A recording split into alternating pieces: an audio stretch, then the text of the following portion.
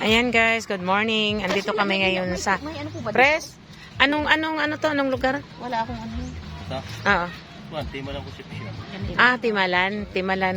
Andito kami sa Timalan Concepcion. Ayan, malapit kami sa dagat. Naik, Cavite. Ayan. Ayan po.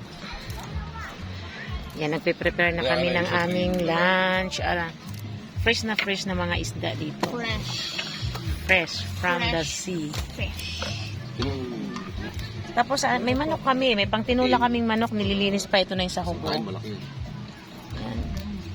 Dapat nga putol pa eh. Saglit lang namin binahi ito dito. Si Marino. Nakag-ready ako pala. Ayan. Hindi ko matalas ng kuko. Pag kasi hindi ko rin. Ano tayo? Dito na lang ako. Tambay. Ayan guys. Ano te? Pag walang gagawin dito na lang matambay. Malapit ka na please.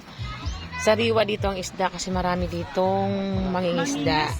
Ayan, ang daming bangka dito. Ayan, no? Pagudang isda.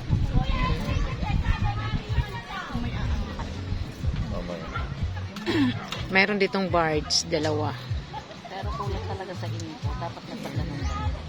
Oo talaga, Sherman. Kulang daw sa info, sabi ni Ma'am Janet. Why? Hindi pala niya alam na dagat. I told you! I told you, Ma'am Juvie. I told you, sa dagat tayo pupunta. Saan talaga pupunta ka? Yun ang anak ko. Kasama sabi ko ang banding. Patuloy ako. Diba? May ano dyan, may bilihan naman dyan eh. Naik pa. Yan. Yan. Jacket.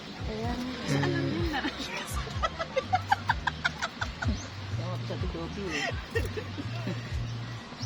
Parang may t-shirt ako doon sa motor.